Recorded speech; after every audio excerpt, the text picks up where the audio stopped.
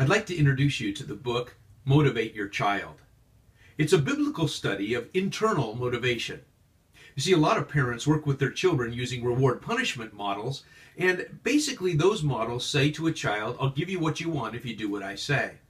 Internal motivation comes from the heart. But just because something comes from the heart doesn't make it good. Your son might be highly motivated to punch his sister because he's angry. That's internal motivation. But it doesn't make it right. And so God has placed two things inside the human heart to keep it going in the right direction. One of those is the conscience. The word conscience is used 30 times in the New Testament, and the concept is taught throughout the Bible.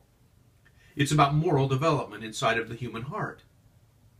The Holy Spirit is God living inside of a person.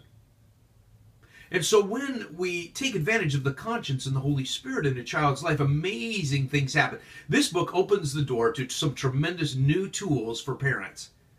When parents understand a biblical theology of how a person is made up, then this practical theology results in some very good ideas for them as they're working with their children. Now you can work with children in a way that's going to help them be internally motivated. So instead, parents being the conscience for their child, get your backpack, get your homework by the door, do what you need to do in the morning, and so on, all the way through. Now parents are learning how to work with these things that are going on inside the heart. It's powerful. It helps a child who's dealing with attention deficit disorder, children who lie. It helps a child who is typically strong-willed, who has a high degree of internal motivation. All of these things are powerful tools. Motivate your child.